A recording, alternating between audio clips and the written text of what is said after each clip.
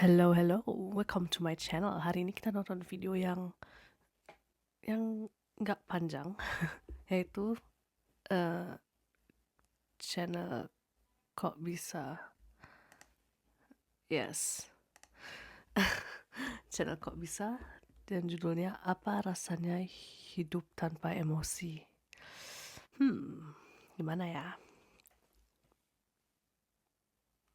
Let's start.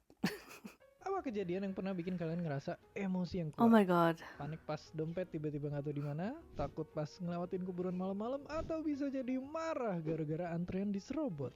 Oke, kalau kalian pernah ngalamin kejadian yang bikin emosi kesulut kayak tadi, selamat. Soalnya ternyata 1 dari 10 orang tuh kesusahan bahkan nggak bisa ngerasain emosi sama sekali. Salah satunya, masing-masing satu ini. Dia Oh, nggak pernah ngerasain perasaan apapun, termasuk rasa senang. Bahkan pas anaknya baru lahir, dia nggak ngerasa terharu. kok bisa? Perfect. Oke, Mas Caleb ngerasa kayak gitu bukan karena dia tokoh anime yang selalu dingin, tapi karena dia emang punya kondisi khusus. Namanya Alex. Alexithymia. Alexithymia. Terima kasih Google Translate. Pengidapnya itu jadi bakal Bro, sulit surreal for that. ekspresiin dan ngenalin emosi. Tapi mereka tetap bisa ngerasain sensasinya di tubuh. Misalnya, Who tells ghost? keringat ngucur dan dada berdebar, tapi mereka nggak ngerasa takut. Atau kayak pengakuannya Mas Caleb, dia cuma ngerasa kakinya berat dan mukanya panas pas lagi nikah. Nggak ngerasain kebahagiaan sama What? sekali. Ibarat kayak kena penyakit yang bikin lidah mati rasa, yang ngerasa cuma-cuma hambar padahal orang lain udah ngerutin muka gara-gara keaseman. Tapi kenapa ini bisa terjadi? Ada beberapa dugaan soal penyebabnya. Bisa jadi karena ada kelainan di bagian otak yang dalin emosi ini, aktivitasnya lebih rendah dan volumenya juga lebih kecil. Terus bisa juga karena hormon yang gak seimbang, bahkan faktor genetik. Oh, Tapi selain itu ada juga penelitian yang nyebutin kalau kondisi ini tuh berhubungan sama trauma masa kecil. Ya, mungkin. otak dan sistem saraf anak yang ditelantarin bisa jadi berubah dan bikin dia jadi nggak bisa ngerasain emosi ketika udah dewasa.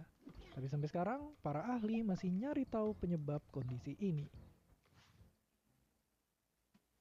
Sayangnya sampai sekarang belum ada obat atau solusi untuk ngatasinnya.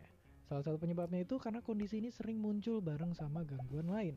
Misalnya gangguan kecemasan atau gangguan kepribadian. Bahkan setengah populasi orang dengan gangguan autis juga ngalamin kondisi ini. Tapi banyak pengidapnya termasuk Mas Caleb yang ikut terapi buat ngenalin perasaan. Jadi setiap ada kejadian di tubuh, dia berusaha buat nyari tahu ini tuh sebenarnya emosi apa. Terus dia baru bisa ngasih respon yang Can I be honest? Dulu aku juga kayak gitu. sesuai. I can relate a little bit.